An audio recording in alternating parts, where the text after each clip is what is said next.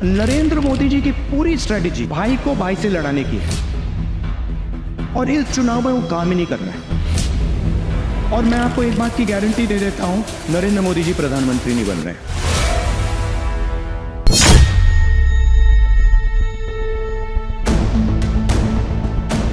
बिना किसी लाग लपेट के डंके की चोट पर राहुल गांधी पीएम मोदी की हार की हुंकार भर रहे हैं। नरेंद्र मोदी जी प्रधानमंत्री नहीं बन रहे हैं।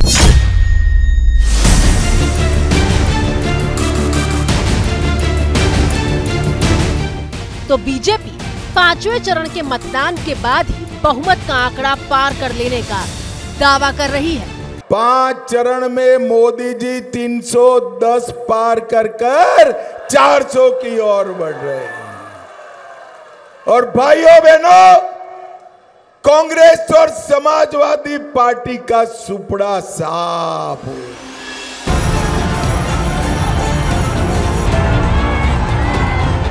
देश के गृह मंत्री अमित शाह 5 चरण में ही 310 सीटें पार करने का दावा कर रहे हैं, जबकि अखिलेश यादव तो हवा का रुख ही बदलने की बात कर रहे हैं। जो लोग 400 पार का नारा दे रहे थे, 400 पार वाले 400 हारने जा रहे हैं। जब से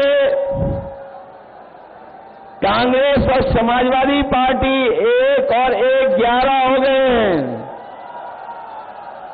तब से दिल्ली और लखनऊ का एक इंजन आपस में टकरा रहा है। देश की 543 लोकसभा सीटों में से 428 सीटों पर मतदान हो चुका है। सिर्फ 115 सीटों पर वोटिंग होनी बाकी है, लेकिन बयानों ने चुनाव का तापमान बढ़ाकर रखा हुआ है। मैं आपको बताना चाहता हूं, 4 जून को मोदी जी की सरकार नहीं बन रही है।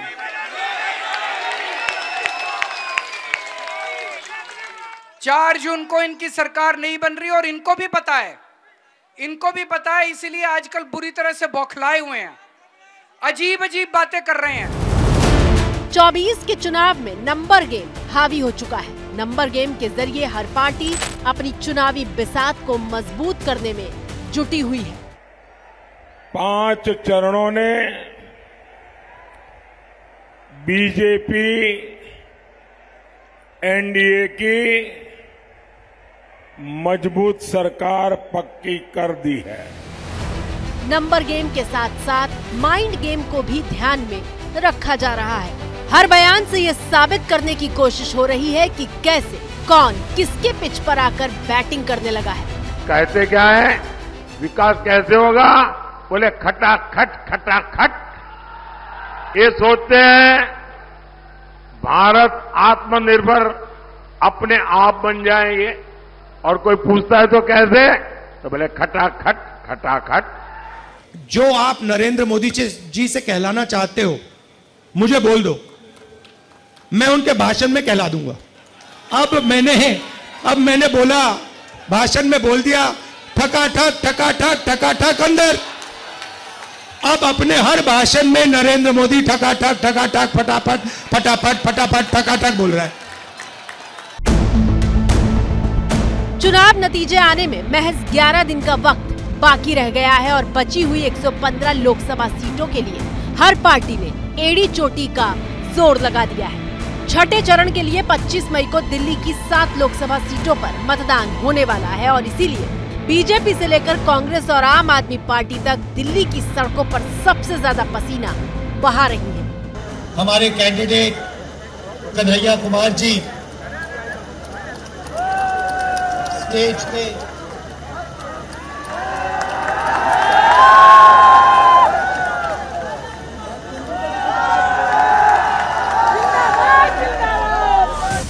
उत्तर पूर्वी दिल्ली से कांग्रेस उम्मीदवार कन्हैया कुमार के लिए राहुल गांधी रैली करने पहुंचे तो निशाना प्रधानमंत्री मोदी पर साधा। मगर अगर एक दिन कन्हैया मुझसे मिलने आए और मुझे कॉन्फिडेंस में लेके सुनो और मुझे कॉन्फिडेंस में लेके बंद कमरे में कह दे कि राहुल जी, मैं बायोलॉजिकल नहीं हूं, मुझे परमात्मा ने भेजा है, तो मैं कन्हैया से कहूंगा, हाथ जोड़ के कहूंगा, कन्हैया ये बात तू बाहर मत कह दियो, गलती से भी ये बात बाहर मत कह दियो। मगर देश के प्रधानमंत्री चमचों के सामने इंटरव्यू में खुल के कहते हैं, मैं बायोलॉजिकल नहीं हूं, मुझे परमात्मा ने ऊपर से भेजा है, मिशन के लिए भेजा है। राहुल गांधी के इस बयान पर खूब हंसी ठहाके हुए, लेकिन इसी तरह के हमले दूसरी तरफ से भी किए जा रहे हैं। देश की जनता जानना चाहती है कि आपको अगर बहुमत मिलता है तो आपका प्रधानमंत्री कौन होगा। अब हंसना मत, हंसना मत। राहुल बाबा बन सकते हैं क्या? अरे क्यों हंसे भाई, इतने बड़े नेता है, बन सकते हैं क्या?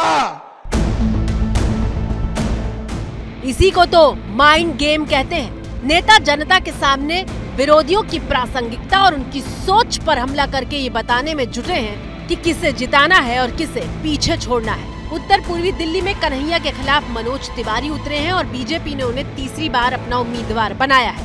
खुद पीएम मनोज तिवारी के लिए वोट मांगने आ चुके हैं। दिल्ली में आम आदमी पार्टी और कांग्रेस गठबंधन में चुनाव लड़ रहे हैं और कन्हैया के लिए वोट मांगने खुद केजरीवाल पहुंचे थे और बाकायदा रोड शो भी किया था।